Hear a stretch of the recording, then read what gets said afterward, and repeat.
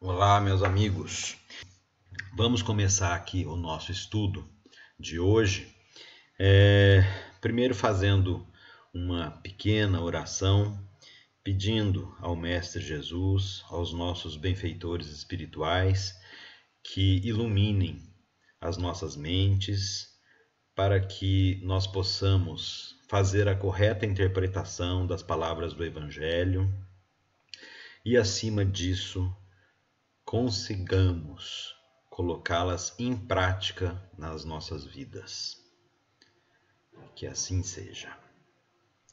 Depois disso, meus amigos, lembrando que todos já devem ter lido o trechinho do Evangelho de hoje, né, que é no capítulo 24, dos itens 5 a 7. Quem ainda não leu, dá uma paradinha no vídeo, vai lá e leia, por favor. Mas eu hoje, por questão de didática, e é justamente de didática, né, que se fala o Evangelho de hoje, então eu vou colocar o texto aqui de novo e vamos lendo e acompanhando. E lembrando também, né, que no estudo da segunda-feira, que é esse de hoje, a gente deve colocar, né, aqueles que queiram, colocar a água para ser fluidificada pelos nossos benfeitores espirituais, aquela água que a gente toma lá, né, quando sai do centro, que está sempre fluidificada, ela também pode ser fluidificada nesse nosso momento de estudo e de vibração, e depois a gente pode tomá-la para o nosso reequilíbrio espiritual e físico. Então nós estamos aí no capítulo 24, né? Não coloqueis a candeia sobre o alqueire. O Adilson, na semana passada, já explicou bem direitinho o que é essa história de não coloqueis a candeia sobre o alqueire, né? A candeia é a luz e o alqueire é um pote. Então ninguém pode acender uma luz e colocar um pote por cima. Essa é a ideia, né? Então dos itens 1 ao 4, o Adilson já fez a semana passada, explicou bem direitinho, e a gente vai continuar aqui do 5, né? Então vamos fazer aqui a leitura do item 5. Se, pois, em sua previdente sabedoria a providência não revela as verdades senão gradualmente, as revela sempre à medida que a humanidade está madura para recebê-las. Ela as mantém em reserva e não sob o alqueire. Mas os homens que estão de posse delas ocultam-nas a maior parte do tempo ao vulgo é ao povo, né? Com a intenção de dominá-lo. São eles que colocam verdadeiramente a luz sob o alqueire. Foi assim que todas as religiões tiveram seus mistérios, cujo exame interditaram. Mas ao passo que essas religiões permaneciam atrasadas, a ciência e a inteligência caminharam e rasgaram o véu misterioso. O vulgo, né, o povo, tornado adulto, quis penetrar o fundo das coisas e então rejeitou de sua fé o que era contrário à observação. Bom, lembremos, este Evangelho segundo o Espiritismo que nós estamos lendo foi escrito em 1860, por lá, né? Então, aqui quando ele fala das religiões, ele está falando das religiões como elas eram naquela época. Algumas ainda são um pouco, mais ou menos daquele jeito, mas claro, muito se evoluiu de lá para cá. Mas aqui está falando do quê, né? A revelação ela foi gradual, certo? A revelação ela vem de acordo com o amadurecimento intelectual das pessoas. Mas algumas pessoas recebem o conhecimento, né? Conseguem entender o conhecimento, mas não divulga para as pessoas para dominar essas pessoas. E é isso que, nesse pedacinho aqui, o Evangelho segundo o Espiritismo está falando das religiões lá daquela época, né? Na época, né, existia primordialmente na Europa da época, né, a religião católica, apostólica romana, e existia o protestantismo, né? E ambas, né, já usavam de artifícios de esconder algumas coisas das pessoas para dominá-las. Então, aquela coisa, isso é mistério de Deus, né? Isso é um dogma que precisa ser aceito. E o reencarnacionismo é uma dessas coisas, né? Não é, nós já vimos, né, no estudo do Livro dos Espíritos, que não dá para entender, né, as coisas como elas são se a gente não interpretar à luz do reencarnacionismo. Por que que uma criança nasce defeituosa? Por que que alguém é mais inteligente do que o outro? Por que um é mais rico do que o outro? Essas coisas a gente consegue entender e aceitar à luz da doutrina reencarnacionista, que a Igreja Católica e a Igreja protestante da época já negavam. Mas tem-se conhecimento da história que até o ano 400, 500 mais ou menos, a própria Igreja Católica era reencarnacionista, né? Os próprios cristãos ainda não tinha se formado a Igreja Católica Apostólica Romana, mas os cristãos da época eram reencarnacionistas. E aí, com a história dos papas, a estruturação da religião, o poder que foi dado político, né, e econômico à religião, um determinado papa lá determinou que era melhor abolir essa história do reencarnacionismo e colocar alguns dogmas que deveriam ser aceitos e era proibido de questionar, né, para melhor exercer o domínio sobre as pessoas. Lembrar que, né, a Igreja Católica, lá no início, né, 1000 anos e tantos atrás, vendia indulgências, ou seja, vendia o perdão. Então você dava terras, dava ouro para a igreja e a igreja te dava o perdão, te dava o direito de entrar no reino dos céus. Então tem muito dessas coisas, né? Então aqui está dizendo que, bom, o conhecimento foi dado às pessoas à medida que as pessoas foram tendo capacidade de entender. Só que os homens, para variar, né, muitas vezes usaram desse conhecimento para exercitar o seu egoísmo, né, e pegar tudo para si e não revelar o conhecimento para os outros. Mas aqui ele próprio diz, né, com o avanço, né, o vulgo tornado adulto, ou seja, o povo tornado adulto, ou seja, começou a raciocinar e rejeitou de sua fé o que era contrário à observação, ou seja, aquilo que não dá para engolir, acabou que não aceita. E hoje a gente vê, né, quantas pessoas foram criadas na Igreja Católica, mas também frequentam centros espíritas, também se dizem espiritualistas, né? Muitas. Algumas coisas da Igreja Católica permanecem verdadeiras e são boas. Outras que a gente não concorda muito, a gente deixa de lado e aceita de outro lugar. E assim a gente vai moldando, né, a nossa religião à medida da nossa capacidade intelectual. Eu fui criado na Igreja Católica, muitos aqui eu tenho certeza que foram. Alguns permanecem até hoje, né, frequentando cultos da Igreja Católica, porque, claro, tem coisas boas lá. E outros falam, olha, isso aqui eu não acredito desse jeito, isso aqui eu acredito do meu jeito. E aí é assim que o mundo vai evoluindo, né? Continuando aqui o texto, olha, colocando aqui em cima, não pode aí haver mistérios absolutos. E Jesus está com a verdade quando diz que não há nada de secreto que não deva ser conhecido. Tudo o que está oculto será revelado um dia. E o que o homem não pode ainda compreender na Terra será sucessivamente revelado nos mundos mais avançados, quando tiver purificado. Nesse mundo, ele está ainda no nevoeiro. Então, claro, né, como nós sabemos que nós vamos evoluir e um dia seremos espíritos puros e habitaremos mundos felizes, nesse momento, tudo nos será revelado, né?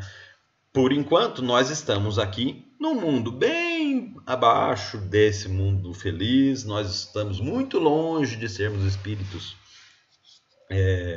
desenvolvidos, né?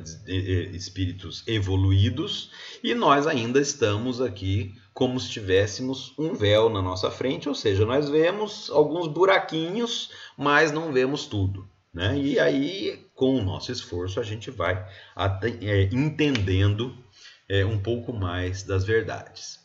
No item 6, vamos lá. Pergunta-se que proveito o povo poderia tirar dessa multidão de parábolas, cujo sentido ficou oculto para ele. Deve-se observar que Jesus não se exprimiu por parábolas, senão sobre as partes de alguma sorte abstratas de sua doutrina, mas tendo feito da caridade para com o próximo e da humildade a condição expressa de salvação.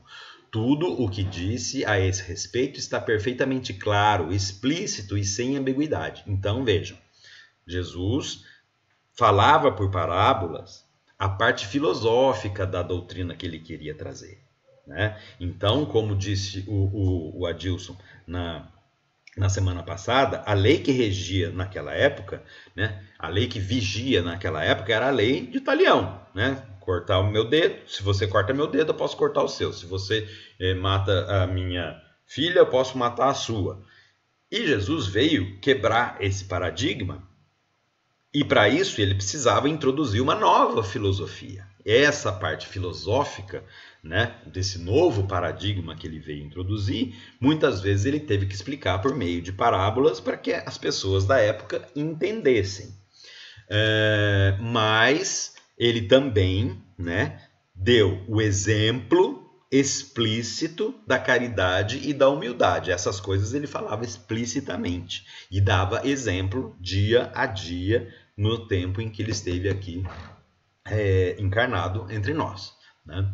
Continuando, devia ser assim porque para a regra de conduta, regra que todo mundo devia compreender para poder observá-la, era o essencial para a multidão ignorante, a qual se limitava a dizer: eis o que é preciso fazer para ganhar o reino dos céus, ser humilde e exercer a caridade, né? Fazer aos outros aquilo que você gostaria que fosse feito a você. Sobre as outras partes, não desenvolvia seu pensamento senão aos seus discípulos, estando estes mais avançados moral e intelectualmente. Jesus pudera iniciá-los nas verdades mais abstratas, por isso ele disse: aqueles que já têm, será dado ainda mais, né? Então, essa parte filosófica ele falava para os seus discípulos, que eram espíritos encarnados naquela época, já com uma certa capacidade intelectual melhor, né? E aqui continua: entretanto, mesmo com seus apóstolos, permaneceu reticente sobre muitos pontos, cuja completa inteligência estava reservada para tempos ulteriores, ou seja, para depois, né? É a história da revelação, que viria muito tempo depois, quase 2000 anos depois, né? Foram esses pontos que deram lugar a interpretações tão diversas, até que a ciência de um lado e o espiritismo de outro vieram revelar as novas leis naturais que fizeram compreender seu verdadeiro sentido. Então, aqui, mesmo para os espíritos mais evoluídos que o acompanharam naquela época, que eram os seus discípulos, algumas coisas ainda não ficaram muito claras, né? E isso só veio ser revelado muito tempo depois. Por quê? Porque precisava de um certo amadurecimento intelectual, né, no conjunto da população da Terra, dos espíritos que habitam essa orbe, né, para que as coisas pudessem ser entendidas. E não foi por acaso, né, que a revelação do espiritismo aconteceu lá na França, né? Por quê? Porque a França era o centro intelectual do mundo nessa época, né, no século XIX. Tanto é que nas escolas aqui no Brasil, até 1950, alguma coisa, ensinava-se o francês, não era o inglês a segunda língua, né? A França era o centro intelectual do mundo. Então foi lá que foi nascer o Espiritismo, foi lá que foi nascer a revelação, para que pudesse ser difundido rapidamente pelo mundo. Bom, e depois vem aqui o item 7. O Espiritismo vem hoje lançar luz sobre uma multidão de pontos obscuros, entretanto, não a lança inconsideradamente. Os espíritos procedem nas suas instruções com uma admirável prudência. Não foi senão sucessiva e gradualmente que abordaram as diversas partes conhecidas da doutrina. E é assim que as outras partes serão reveladas à medida que o momento tenha chegado para fazê-las sair da sombra. Se a tivessem apresentado completa desde o início, ela não teria sido acessível senão a um pequeno número.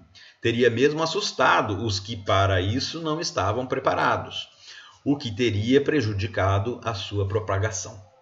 Se, pois, os espíritos não dizem ainda tudo ostensivamente, não é porque haja na doutrina mistérios reservados e privilegiados, nem que coloquem a candeia sob o alqueire, mas porque cada coisa deve vir no seu tempo oportuno. Eles deixam a uma ideia o tempo de amadurecer e propagar-se antes de apresentar uma outra, e aos acontecimentos o de lhe preparar a aceitação. Então, aqui que eu estava falando, é uma questão de didática, né? Muitos de nós aqui somos ou fomos professores, né? E todos nós tivemos professores. E vamos lembrar, né? A tia lá da primeira série, quando ela veio nos ensinar a ler, né, que antigamente nós, a maioria aqui, né, aprendeu a ler na primeira série. Hoje em dia as crianças quase já nascem sabendo ler, né?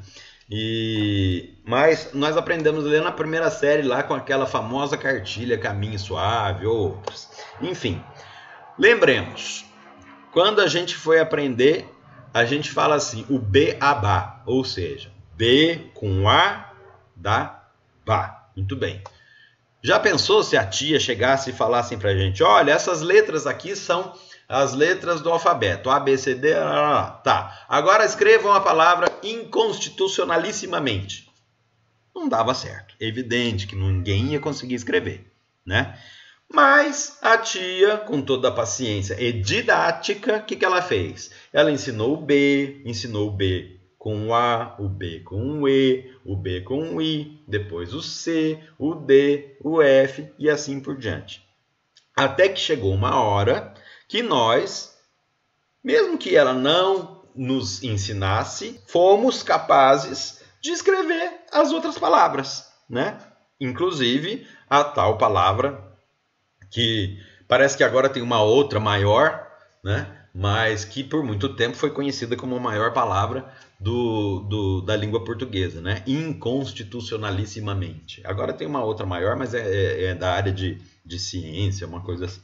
Enfim, é uma questão de didática, né? Então tem muitos exemplos que a gente pode dar de coisas que não tem como a gente aprender, né? Como é que a gente vai ensinar para uma criança da segunda série, por exemplo, que está aprendendo a fazer soma, né? Raiz quadrada. Assim, isso não dá nem para definir para ela o que é uma raiz quadrada, né? Então, mas chega uma hora no desenvolver da ciência, do estudo, que ela é capaz de entender o que é uma raiz quadrada, e assim vai, né? Bom, de tudo aqui que a gente tem que tirar é o seguinte, né? Bom, primeiro, né, que nós estamos aqui para aprender o Evangelho, nós estamos aqui para evoluir. Ótimo. E então nossa missão é difundir o Evangelho. E eu acho que dessa mensagem aqui nós temos que tirar o seguinte. Primeiro, né, a nós que estamos estudando o Evangelho foi dado um pouco mais. Então é aquela história, a quem foi dado, mais será dado.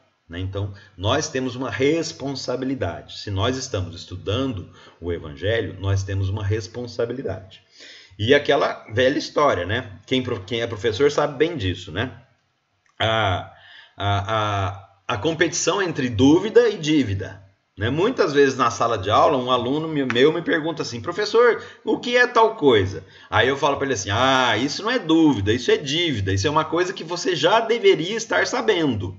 Então, para nós que estudamos a doutrina espírita, temos a oportunidade de ter um conhecimento um pouco maior, algumas coisas, óbvio que nós temos direito de ter dúvida, né?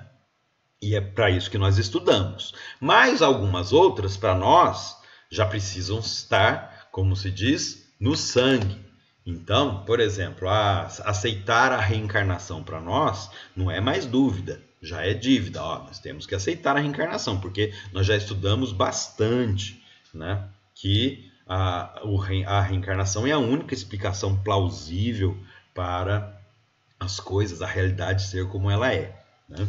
Então, para nós, a responsabilidade é um pouco maior. E acima disso, né, nós devemos ser a luz, nós devemos ser a candeia. E não podemos ficar nós mesmos sob o alqueire. Nós temos a obrigação de difundir o nosso conhecimento. Claro que sem ser chato, né? Difundir para quem quer, porque não adianta a gente ensinar para quem não quer aprender, né? Eu tenho essa experiência diariamente na minha vida, né? Sendo professor, quem quer aprender, você não precisa fazer muito esforço com aquela pessoa. Quando ela pega o caminho que você está indicando, ela vai em frente e segue. Agora, a pessoa que está ali por obrigação, que tá na escola, né, porque o pai mandou, etc e tal, não adianta você querer enfiar coisa na cabeça dela que dificilmente vai entrar. Então, a gente tem que difundir o conhecimento do Evangelho segundo o Espiritismo para quem quer ouvi-lo, para quem está preparado para ouvi-lo. Essa é a nossa obrigação. E nós devemos usar sempre o exemplo de Jesus, certo?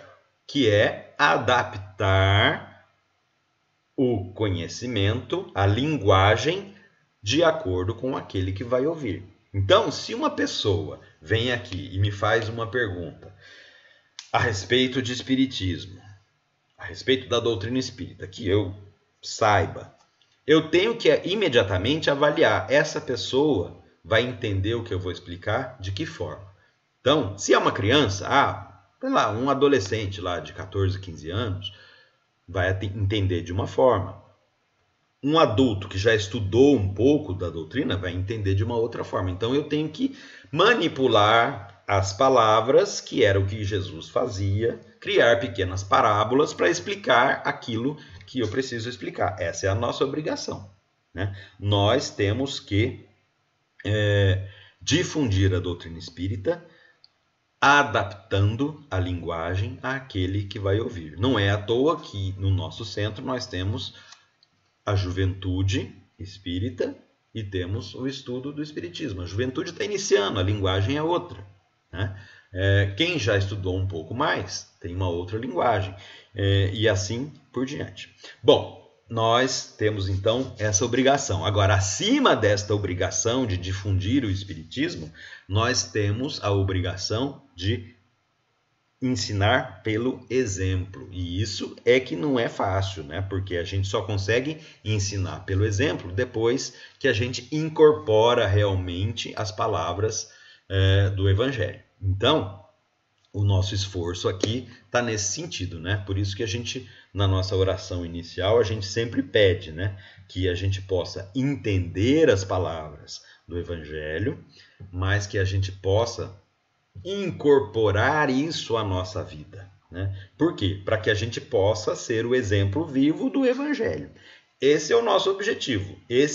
Para isso nós temos que colocar o nosso esforço. Lembrar, né, que nenhuma luz acontece sem dispêndio de energia, né? Toda luz que se acende gasta alguma energia para gerar essa luz. Nós também, se quisermos ser luz, nós temos que gastar um pouco da nossa energia para difundir essa luz e gastar um pouco de energia no empenho, na vigilância, né? Estar sempre tentando imitar Jesus, pensar, né, como Jesus agiria nessa situação. E aí a gente tentar agir da melhor forma possível, segundo o que a gente estuda no nosso dia a dia. Meus amigos, boa noite. Vamos agora fazer uma pequena vibração por todos aqueles que estão passando por dificuldades morais e físicas neste momento. Vamos pensar em todos os nossos irmãos brasileiros que têm conjuntamente uma missão muito importante de conduzir o Evangelho mundo afora, e vamos orar para que essa nossa missão possa ser chegada ao fim com a maior rapidez possível, dentro das nossas limitações, mas segundo os nossos esforços diários. Boa noite a todos, que a paz de Jesus esteja com vocês. Que assim seja.